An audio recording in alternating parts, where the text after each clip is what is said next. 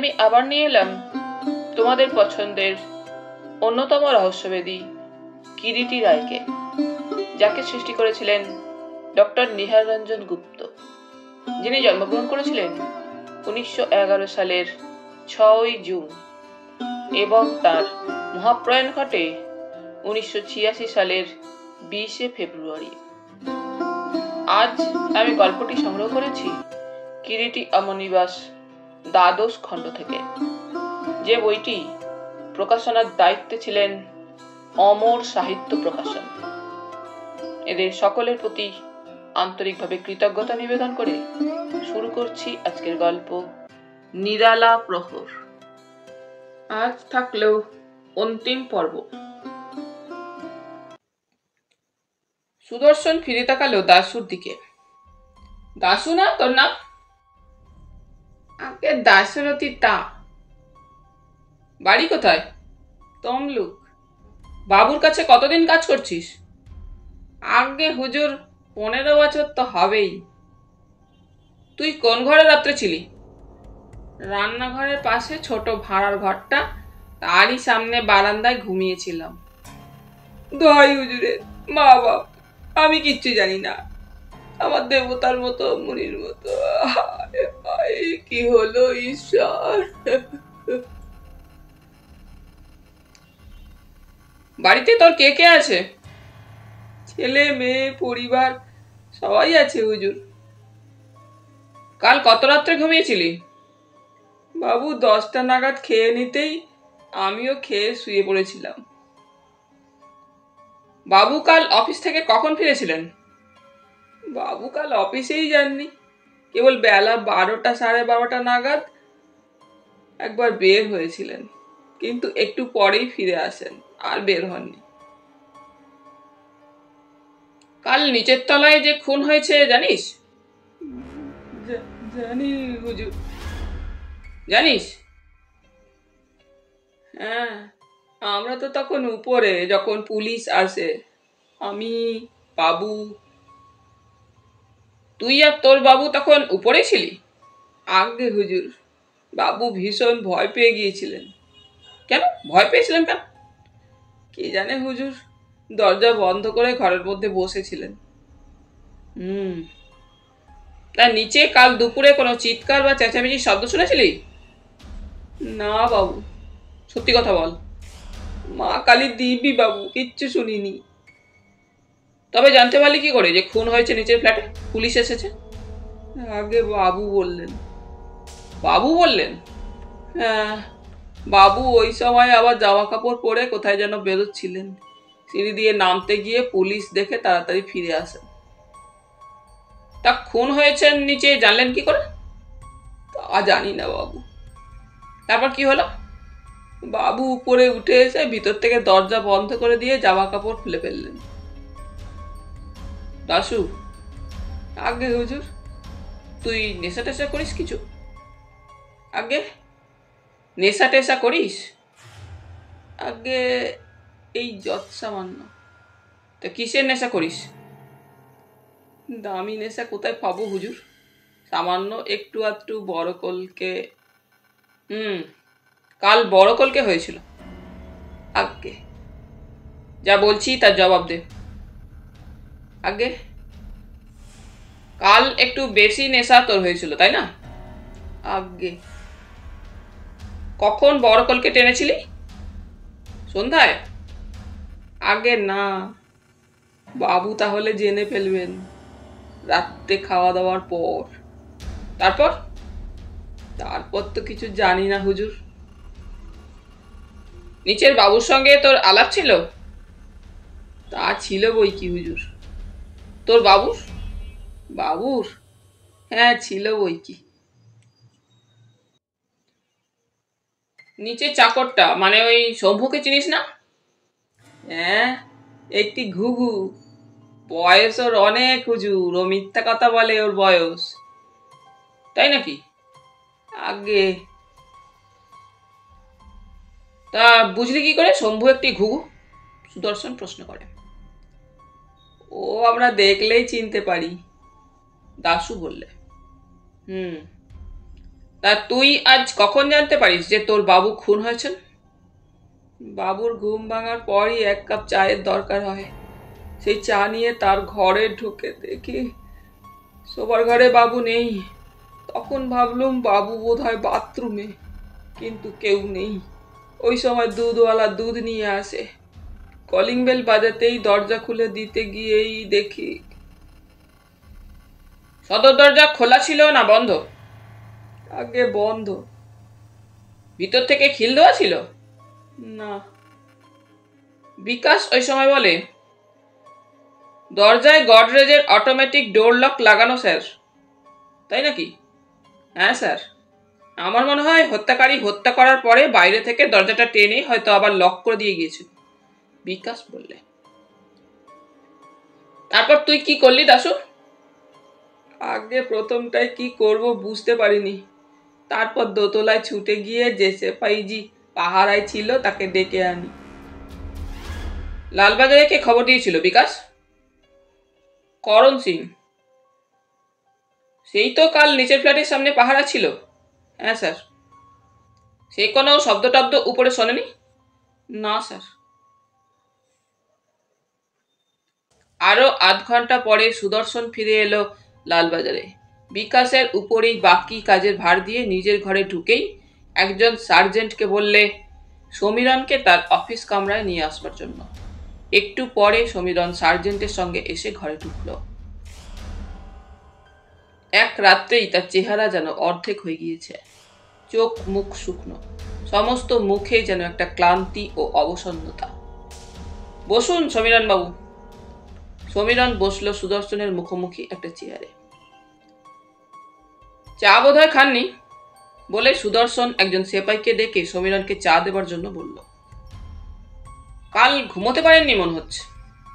সুদর্শনের প্রশ্নের কোনো জবাব দেয় না সমীরণ। সমীরণ বাবু? সমীরণ মুখ তুলে তাকালো।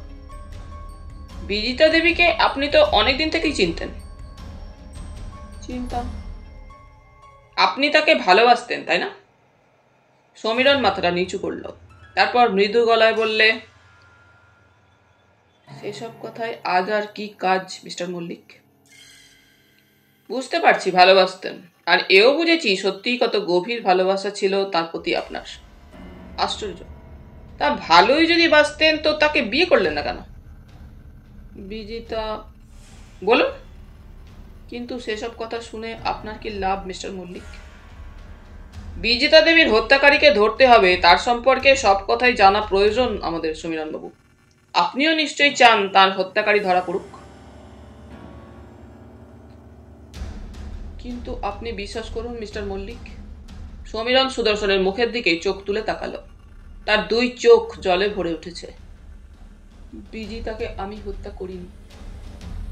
ও কথা থাক, আপনি মধ্যে মধ্যে ওদের ওখানে যেতেন। আগে আগে যেতাম, তবে ইদানিং কয়েক মাস যাইনি। কেন? মণি পছন্দ করতো না জানতে পেরেই যাওয়া বন্ধ করেছিলাম। মণিবাবু কিছু আপনাদের কোনোদিন বলেছিলেন? না। তবে আপনি বুঝতে পারলেন কি করে? বুঝতে পেরেছিলাম। কি করে? ওই সময় একজন বেয়ারা এক কাপ চা নিয়ে এসে টেবিলের উপর রাখলো। চাটা খেয়ে নিন। চায়ের পিপাসা আমার নেই। তবু খান না, সকালবেলাতে চা খাননি। নিন, কাপটা তুলে নিন। সমীরণ কাপটা হাতে তুলে নিয়ে একটা ছোট চুমুক দিয়ে চায়ের কাপটা আবার টেবিলের উপর নামিয়ে রেখে দিল।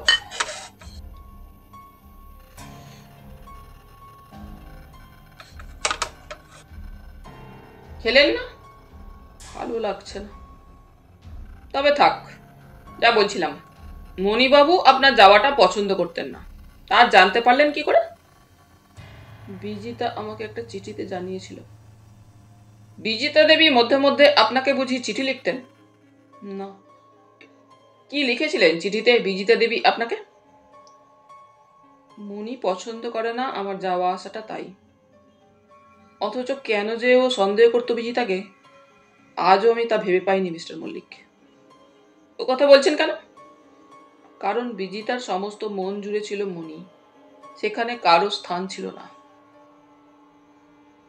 She was so sweet, so tender. বলতে বলতে আবার সমীরনের গলাটা বুঝে এলো, দু চোখে জল ভরে উঠল। শেষ আপনি কবে তাদের ওখানে গিয়েছিলেন? গতকাল। কাল গিয়েছিলেন? হ্যাঁ। কখন কখন গিয়েছিলেন? বেলা তখন 1:45 হবে। ও, তা দেখা হয়েছিল তার সঙ্গে? না। দেখা হয়নি? না। গিয়ে দেখি সদর দরজা বন্ধ। বন্ধ? হ্যাঁ। বারবার কলিং বেল টিপলাম, বিজিতার নাম ধরে ডাকলাম, কিন্তু কি, সে দরজা খুলল না। তারপর ফিরে এলাম, অথচ কি, শম্ভুর হাত দিয়ে চিঠি লিখে বিজিতা আমাকে বিশেষ জরুরি প্রয়োজনে ডেকে পাঠিয়েছিল। চিঠি লিখে ডেকে পাঠিয়েছিলেন তিনি আপনাকে? হ্যাঁ। কি লিখেছিলেন সে চিঠিতে? বিশেষ কারণে সে আমার সঙ্গে একবার দেখা করতে চায়। তারপর? আমি অবশ্যই একটু অবাকই হয়ে গিয়েছিলাম। চিঠি লিখে ডেকে পাঠালো, অথচ দেখা করলো না। ফিরে এলাম আমি বাসায়। কখন ফিরেছিলেন বাসায়? বেলা 3টে নাগাদ হবে। তবে যে কাল বলছিলেন? মিথ্যা বলেছি, কাল আমার কোনো রিহার্সাল ছিল না। বলুন তারপর। বাসায় ফিরে শোবার ঘরে ঢুকে দেখি বিছানার উপর সেই সুটকেসটা পড়ে আছে। কয়েকটা চাবি দিয়ে সুটকেসটা খোলবার চেষ্টা করলাম, কিন্তু কোনো চাবির সাহায্যেই সুটকেসটা খুলতে পারলাম না। আপনি সুটকেসটা খুলতে চেষ্টা করেছিলেন তাহলে? হ্যাঁ। তারপর? কেমন যেন একটা ভয় ভূতের মতো আমাকে পেয়ে বসেছিল ওই সময়। ভয়? হ্যাঁ। আর সেই ভয়টা আরো চেপে বসলো যে মুহূর্তে আমি টেলিফোনটা পেলাম। এবং টেলিফোনটা পাওয়ার পর হঠাৎ যেন সমীরন আবার থেমে গেল। তারপর বলুন, থামলেন কেন? ভয়টা ক্রমশই যেন কেমন আমাকে আচ্ছন্ন করে ফেলতে লাগলো। শেষ পর্যন্ত সুটকেসটা দূরে কোথাও ফেলে আসবার জন্য আমি সেটা নিয়ে বের হয়ে পড়ি। আপনি হয়তো আমার কথা বিশ্বাস করছেন না মিস্টার মল্লিক। সুদর্শন কি যেন ভাবছিল। সমীরনের কথার কোনো জবাব দিল না। আচ্ছা সমীরন বাবু। সুদর্শনের ডাকে সমীরন মুখ তুলে তাকালো। যাকে আপনি অত ভালোবাসতেন সে সুখী হতে পারেনি জেনে নিশ্চয়ই মনটা আপনার খারাপ হয়ে গিয়েছিল। হয়েছিল, কিন্তু আমি আর কি করতে পারি? আপনি মণিশঙ্কর বাবুকে আলাদা করে ডেকে বোঝাবার চেষ্টা করলেন না কেন? না, করিনি। কেন? মণি হয়তো আমার কথা বিশ্বাস করতো না। তাছাড়া কে জানে ব্যাপারটা আরো বিশ্রী হয়ে দাঁড়াতো না। তাই ওদের কাছ থেকে দূরেই সরে গিয়েছিলাম। ঠিক আছে সমীরন বাবু, আপাতত আপনি যেমন আছেন তেমন এখানেই থাকুন। সুদর্শন বলতে বলতে বেল বাজালে বোতাম টিপে। একজন সেপাই এসে সেলাম দিল। সার্জেন্ট চক্রবর্তীকে ডাকো। একটু পরেই সার্জেন্ট চক্রবর্তী এলো। স্যার, আমাকে ডেকেছেন? হ্যাঁ, একে নিয়ে যান। যে ঘরে উনি ছিলেন সেখানেই রাখুন। সমীরন উঠে দাঁড়ালো। সুদর্শন একটা সিগারেট ধরিয়ে ধূমপান করতে করতে চেয়ার ছেড়ে উঠে ঘরের মধ্যে পায়চারি করতে লাগলো। সমীরন দত্ত একটু আগে যা বলে গেল তা কি সত্যি, না বানিয়ে বানিয়ে সবকিছু বলে গেল? ওই দিনকার সংবাদপত্রটা টেবিলের ওপর পড়েছিল, তাই কালকের সিআইটি ফ্ল্যাট বাড়িতে হত্যার ব্যাপারটা প্রথম পৃষ্ঠাতেই প্রকাশিত হয়েছে নজরে পড়ল সুদর্শনের। সিআইটি ফ্ল্যাটের নৃশংস জোড়া খুন দিনের বেলা। মা ও মেয়ে খুন হয়েছে। আততায়ীকে পুলিশ এখনো সন্ধান করতে পারেনি। পরের দিন সকালে সুদর্শন ফোনের রিসিভারটা তুলে নিয়ে কিরিটিকে ডায়াল করল।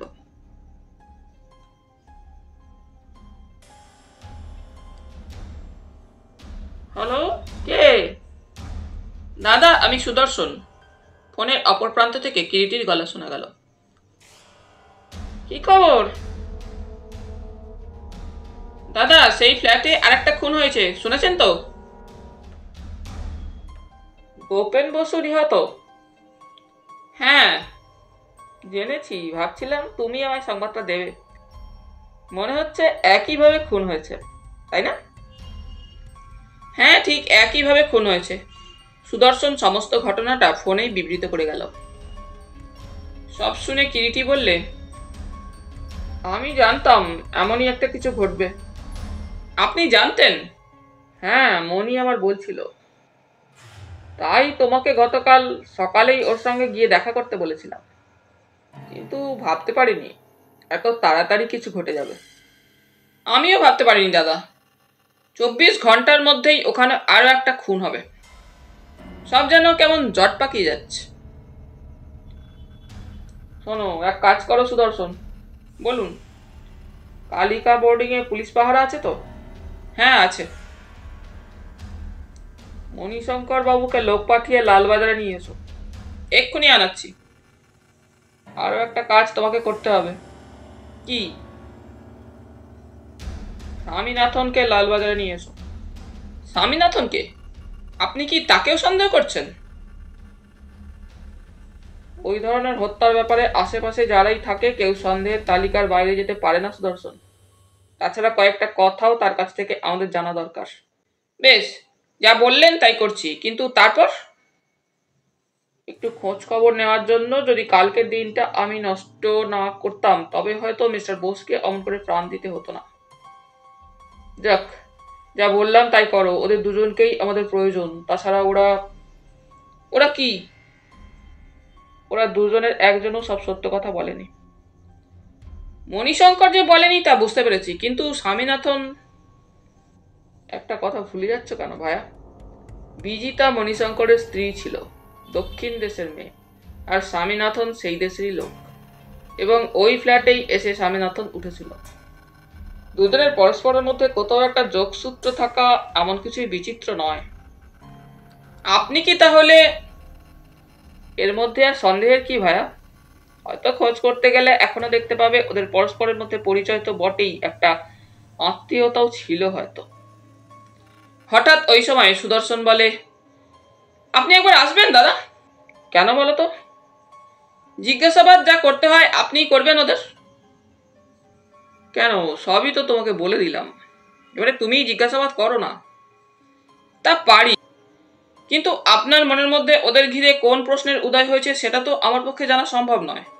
শুধু আমার পক্ষেই বা বলি কেন, স্বয়ং ঈশ্বর হয়তো জানেন না।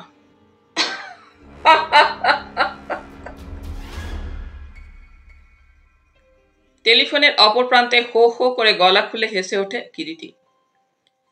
না না, হাসি নয় দাদা, আসুন। আসতেই হবে?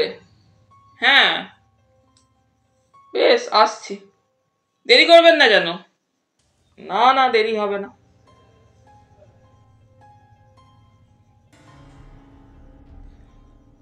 সুদর্শন বুঝতে পেরেছিল বর্তমান রহস্যের ব্যাপারে সে অন্ধকার হাতড়ে ফিরলেও কিরিটির তীক্ষ্ণ দৃষ্টির সামনে কোনো একটা কিছু স্পষ্ট হয়ে উঠেছে ইতিমধ্যেই। রহস্যের ব্যাপারে তার বিশেষ অনুভূতিটা কোনো একটা পথ খুঁজে পেয়েছে। সুদর্শন তাই আর দেরি করে না। দুটো ভ্যানে দুজন পুলিশ অফিসার তক্ষুনি পাঠিয়ে দেয় মণিশঙ্কর ও স্বামীনাথনকে আনবার জন্য। 1 ঘন্টার মধ্যেই দুজনকে নিয়ে পুলিশ অফিসার দুজন লালবাজারে পৌঁছে গেল, কিন্তু তার আগেই কিরিটি পৌঁছে গিয়েছিল।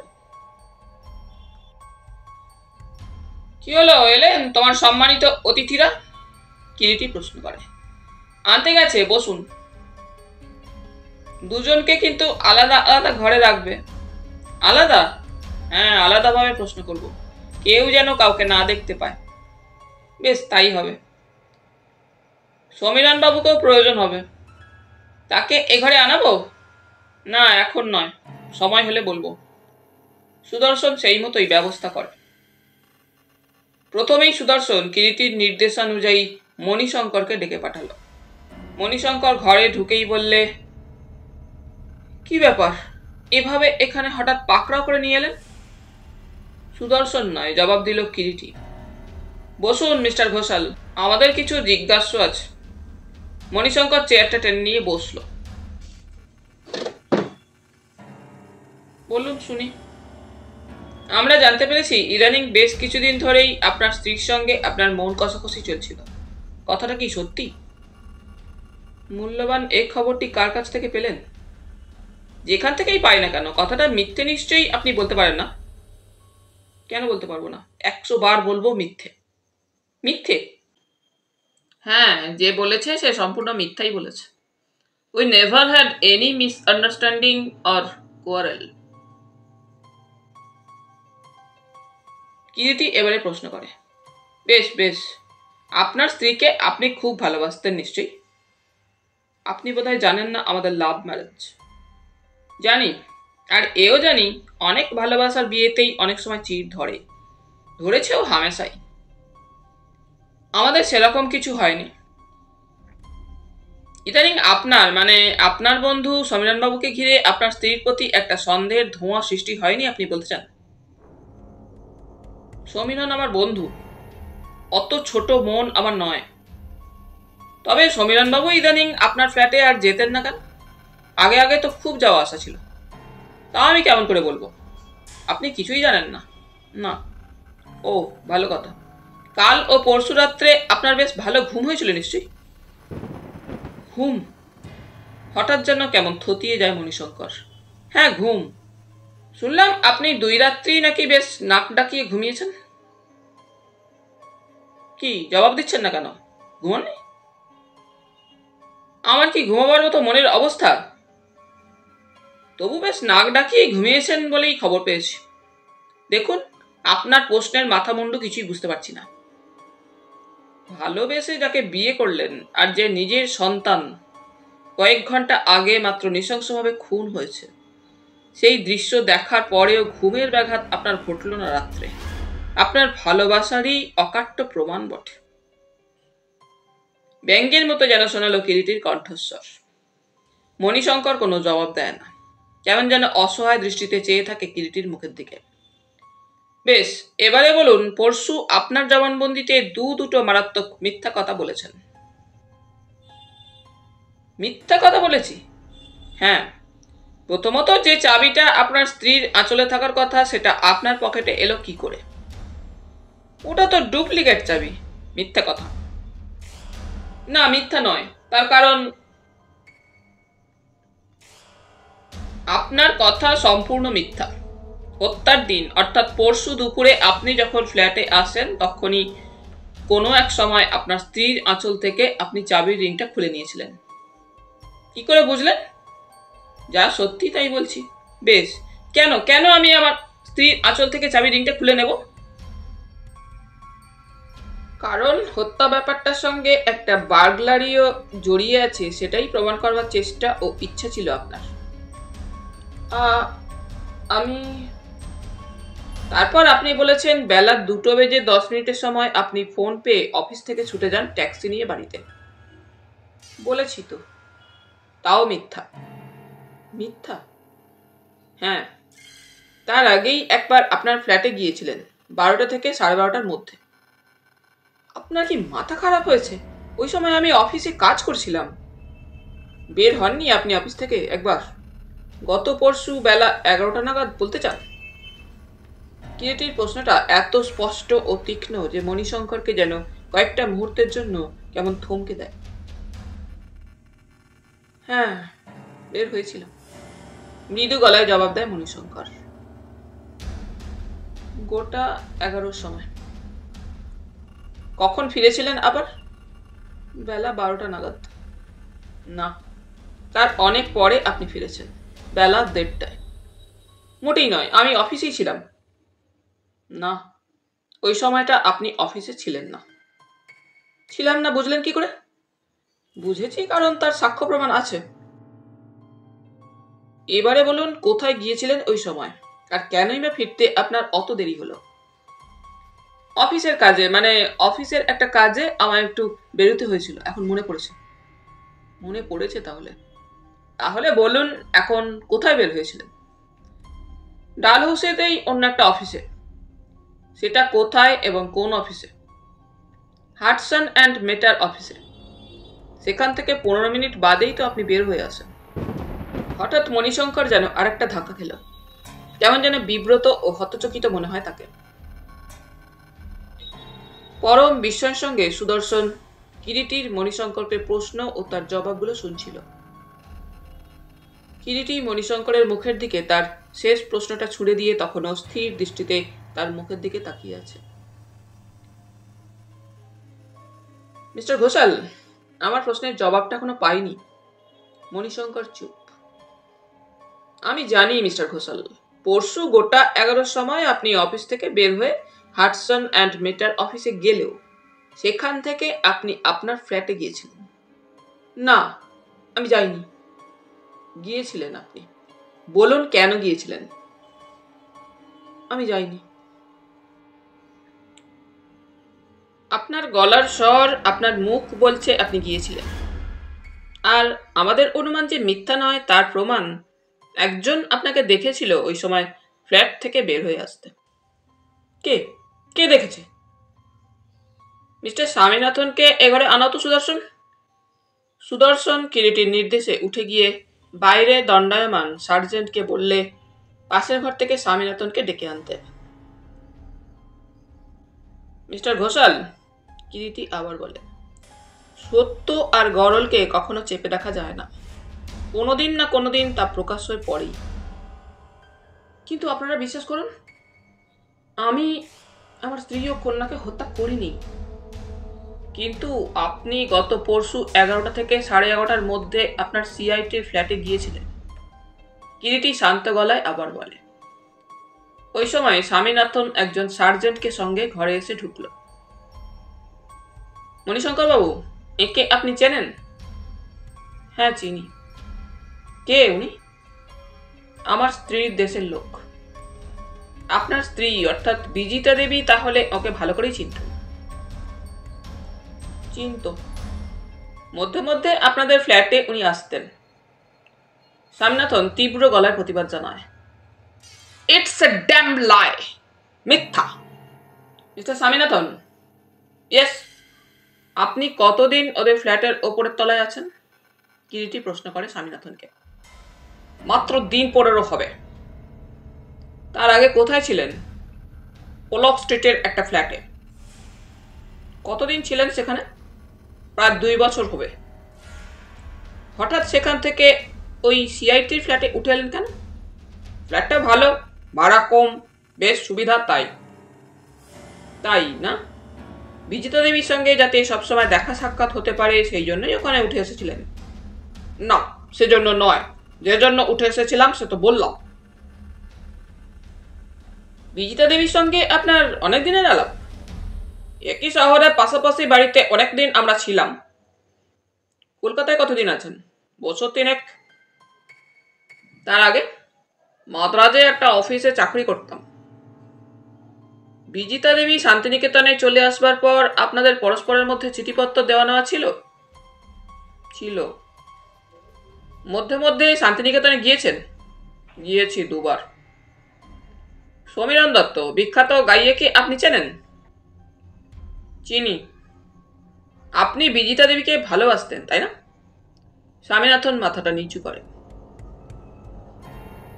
বলুন, এতে লজ্জা পাবার কিছু নেই। ভালোবাসার মধ্যে কোনো অপরাধ নেই। স্বামীনাথন তবু কোনো জবাব দেয় না। কিরিটির হঠাৎ নজরে পড়ল। তীক্ষ্ণ দৃষ্টিতে চেয়ে আছে মণিশঙ্কর ঘোষাল স্বামীনাথনের মুখের দিকে। বলুন, কিরিটি আবার বলে। বাস্তব। কিন্তু থেমে গেল স্বামীনাথন। কি থামলেন কেন? বলুন। যেদিন জানতে পেরেছিলাম মণিশঙ্করকে সে ভালোবাসে সেই দিন থেকেই নিজেকে আমি গুটিয়ে নিয়েছিলাম। তাই যদি হবে তো ওই একই ফ্ল্যাটে অত কাছাকাছি আবার এসে উঠেছিলেন কেন মিস্টার স্বামীনাথন? কিরিটি প্রশ্নটা করে ওর মুখের দিকে তাকালো। আজ বুঝতে পারছি ভুল করেছি। ভুল? তাই। হয়তো আমি ওইভাবে ওখানে এসে না উঠলে ওকে আজ অমন পৈশাচিক নৃশংস মৃত্যুবরণ করতে হতো না।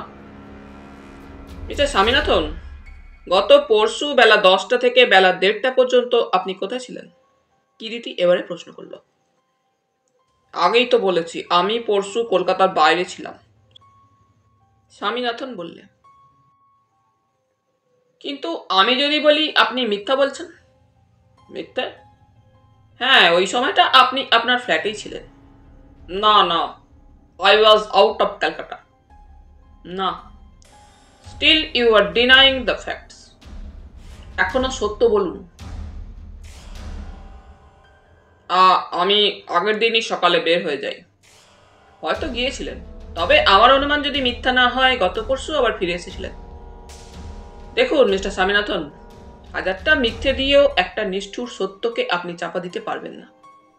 পুলিশের পক্ষে জানা অসম্ভব হবে না সত্যি ওই সময়টায় আপনি কোথায় ছিলেন। আজ বা কাল তারা সেটা জানতে পারবেই। হত্যাকারী যে সময় বিজিতা দেবী ও তার শিশুকন্যাকে হত্যা করে বের হয়ে যায়, আপনি তাকে সিঁড়িতে দেখেছিলেন, তাই নাকি? চুপ করে থাকবেন না, বলুন, স্পিক আউট। হ্যাঁ, একজনকে আমি দেখেছি। তাহলে গত পরশু ওই সময়টাতে আপনি ফ্ল্যাটেই ছিলেন? না। ছিলেন না? না। আমি 1:45 নাগাদ ফিরে এসে যখন সিঁড়ি দিয়ে 3 তলায় উঠছি, তখন একজনকে দ্রুত আমার পাশ কাটিয়ে সিঁড়ি বেয়ে নেমে যেতে দেখেছিলাম। কে সে? ঠিক চিনতে পারিনি। তার পরনে কি ছিল? স্যুট পরা ছিল। লম্বা না বেটে? লম্বাই হবে সে। সত্যিই তাকে আপনি চিনতে পারেননি? না। কিরিটি একটুক্ষণ চুপ করে থেকে সুদর্শনের দিকে তাকিয়ে বললেন, এবারে সমীরণ দত্তকে নিয়ে এসো সুদর্শন। সুদর্শন ঘর থেকে বের হয়ে গেল এবং একটু পরেই সমীরণকে নিয়ে এসে ঘরে ঢুকল। মিস্টার স্বামীনাথন। স্বামীনাথন কিরিটির ডাকে ওর দিকে মুখ তুলে তাকালো। একে চেনেন আপনি? মণিশঙ্করকে দেখিয়ে বললে। না। সমীরণ বাবু? সমীরণ তাকালো কিরিটির মুখের দিকে। স্বামীনাথনকে দেখিয়ে কিরিটি প্রশ্ন করল, একে আপনি চেনেন সমীরণ বাবু? না, চিনি না। কখনো দেখেননি আগে? না। কোনোদিন উনি শান্তিনিকেতনে যাননি যখন আপনি শান্তিনিকেতনে ছিলেন? দেখিনি যেতে। বিজিতা দেবীর মুখে কখনো ওর কথা শোনেননি? না। ভালো করে ভেবে বলুন, সত্যি কখনো ওকে আপনি দেখেননি? সমীরণ চুপ করে থাকেন। কিন্তু আমার ধারণা ওকে আপনি দেখেছেন আগে। ঠিক মনে পড়ছে না, তবে বলুন। একবার যেন মনে হচ্ছে দেখেছিলাম। কবে? মাসখানেক আগে। কোথায়? বিজিতাকে আমার ফ্ল্যাটে উনি ওর গাড়িতে করে পৌঁছে দিয়ে গিয়েছিলেন। গাড়ি? হঠাৎ কিরিটির কণ্ঠস্বরটা যেন তীক্ষ্ণ হয়ে ওঠে। কিরিটির চোখের মণি দুটো যেন ঝকমক করে ওঠে। বলে, কিরকম গাড়ি? কি রং ছিল গাড়িটার? বোধ হয় একটা কালো রঙের অ্যাম্বাসাডার। কালো রঙের অ্যাম্বাসাডার? মিস্টার স্বামীনাথন, আপনার গাড়ি আছে? অফিস থেকে ব্যবহারের জন্য আমাকে একটা গাড়ি দিয়েছে। গত পরশু তাহলে দুপুরে সেই গাড়িতে করেই আপনি সিআইটির ফ্ল্যাটে গিয়েছিলেন? না, গাড়ি গত পরশু আমি ব্যবহার করিনি। তবে কিসে গিয়েছিলেন? ট্যাক্সিতে। আপনি মিথ্যা কথা বলছেন। মিথ্যা আমি বলছি না। কিছুদিন ধরেই রিপেয়ারের জন্য গাড়িটা গ্যারেজে আছে। কোন গ্যারেজে? নিউ অটোমোবাইল গ্যারেজে। কিরিটি এবারে ফিরে তাকালো সুদর্শনের দিকে। ওই গ্যারেজে ফোন করে একটা খবর নাও তো গাড়িটা সম্পর্কে। সুদর্শন ফোন করল। হ্যালো, কি বললেন? গাড়িটা পরশুই ডেলিভারি হয়ে গিয়েছে? আইসি। আচ্ছা, ধন্যবাদ। দাদা, ওরা বললো গাড়িটা নাকি পরশুই সকালে ডেলিভারি দিয়ে দিয়েছে। এটা স্বামীনাথন? কিরিটি তাকালো স্বামীনাথনের দিকে। হতে পারে, অফিস হয়তো ডেলিভারি নিয়েছে, আমি জানি না। কিরিটির দৃষ্টি তীক্ষ্ণ। ও চেয়ে আছে স্বামীনাথনের মুখের দিকে। মিস্টার স্বামীনাথন, আপনাকে অ্যারেস্ট করা হচ্ছে। কেন বলুন তো? বিজিতা দেবী ও তার শিশু সন্তান এবং মিস্টার বোসকে হত্যা করার অপরাধে। কি পাগলের মতো যা তা বলছেন? আমরা যে পাগলের মতো যা তা বলছি না, আদালতে সেটা প্রমাণ করতে পারবো আমরা। সুদর্শন, ওকে পাশের ঘরে নিয়ে যাও। সুদর্শন স্বামীনাথনকে নিয়ে পাশের ঘরে চলে গেল। কথাটা বলেই কিরিটি সমীরণের দিকে তাকালো। সমীরণ বাবু, এবারে বলুন, বিজিতা দেবীর চিঠি পাওয়ার পর সেখানে গিয়ে তার ঘরের দরজা বন্ধ দেখে আপনি যখন সিঁড়ি দিয়ে নেমে আসছিলেন, কাউকেই আপনি দেখেননি? সমীরণ চুপ। চুপ করে থাকবেন না, বলুন। I am sure you met someone. Samiran তথাপি চুপ। You met someone and it was. আমি বলছি, আপনি দেখেছিলেন মিস্টার ঘোষালকে। Did not you? বলুন, স্পিক আউট দ্য ট্রুথ। হ্যাঁ দেখেছি, কিন্তু একটা সুটকেস সাথে উনি এত তাড়াতাড়ি সিঁড়ি দিয়ে নামছিলেন যে আমাকে হয়তো ভালো করে নজরই করেননি। তাহলে সুটকেসটা তখন মিস্টার ঘোষালের হাতে দেখেছিলেন? হ্যাঁ। Why did not you tell the truth then? আমি, বলুন। আমি ভেবেছিলাম মণিশঙ্করই হয়তো হত্যা করেছে। কাকে? বিজিতাকে। আপনি তো তখন জানেন না যে বিজিতা দেবী নিহত। আপনি তাহলে মিথ্যা বলেছেন। ঘরের দরজা বন্ধ দেখে এবং দরজা থেকে ডাকা সত্ত্বেও খুলল না দেখে যে ফিরে এসেছেন, সেটা সম্পূর্ণ মিথ্যা। হ্যাঁ। বলুন তাহলে কি দেখেছিলেন? মণিশঙ্করের ফ্ল্যাটের দরজাটা খোলাই ছিল। খোলা দরজার পাশেই সামনে দাঁড়াতেই মৃতদেহ দুটো রক্তে ভাসছে আমি দেখতে পেয়েছিলাম। তারপর আমার ধারণা হয়েছিল মণিশঙ্করই তার স্ত্রী ও কন্যাকে হত্যা করেছে। হ্যাঁ। তারপর দরজাটা টেনে দিয়ে লক করে আমি চলে আসি। কিরিটি এবারে মণিশঙ্করের দিকে তাকালো। মণিশঙ্কর বাবু, এবারে আপনি বলুন যা সত্যি গতকাল ঘটেছিল, সব কথা। আমি তো ঘরের মধ্যে ঢুকে দেখতে পান আপনার স্ত্রী ও কন্যা মৃত, রক্তে ভাসছে মেঝেতে, তাই না? হ্যাঁ। মাথা ঘুরে গেল আমার। মণিশঙ্কর বাবু, আপনি খুব উঁচু দরের অভিনেতা, বুঝতে পারছি, কিন্তু আমরাও কিছু কিছু নাটক সৃষ্টি করতে যেমন জানি তেমনি অভিনয় করতে জানি। কি বললেন? নাটক আর অভিনয়ের কথা। আমি ঠিক বুঝতে পারছেন না আমার কথাগুলো, তাই না? হ্যাঁ, মানে বুঝতে পারবেন যখন ফাঁসির দড়িটা গলায় এঁটে বসবে। ফাঁসি? হ্যাঁ। ডায়াবলিক্যাল মার্ডার কেসে আসামিদের জন্য ইউনিয়ন পেনাল কোডের পাতায় যে শাস্তির বিধান লেখা আছে সেটা হচ্ছে to be hanged by neck till death.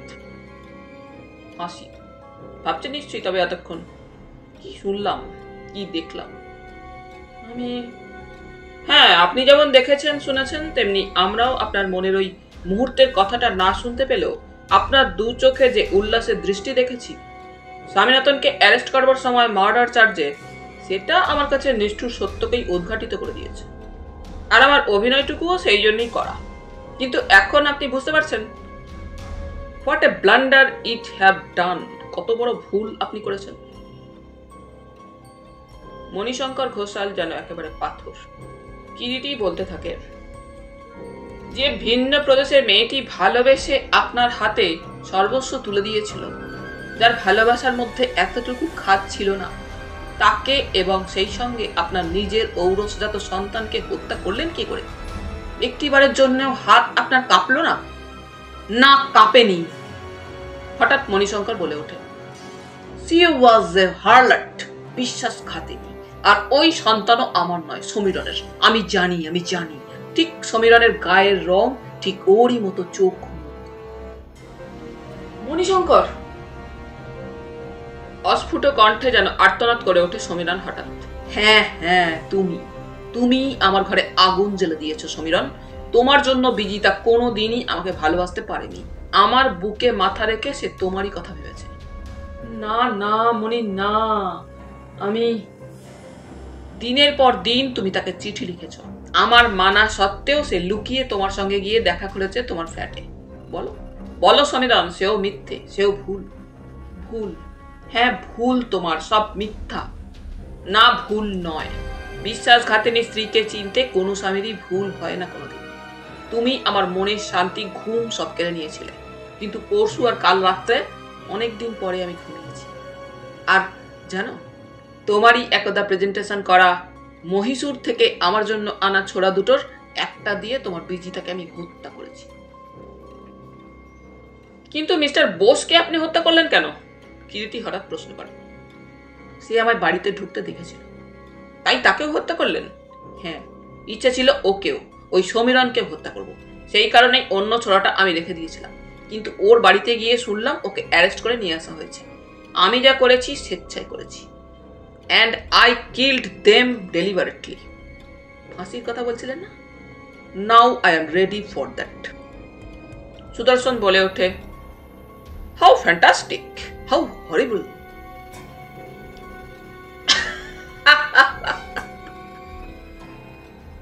হা হা করে হঠাৎ ওই সময় পাগলের মতোই যেন হেসে ওঠে মণিশঙ্কর। তারপর বলে,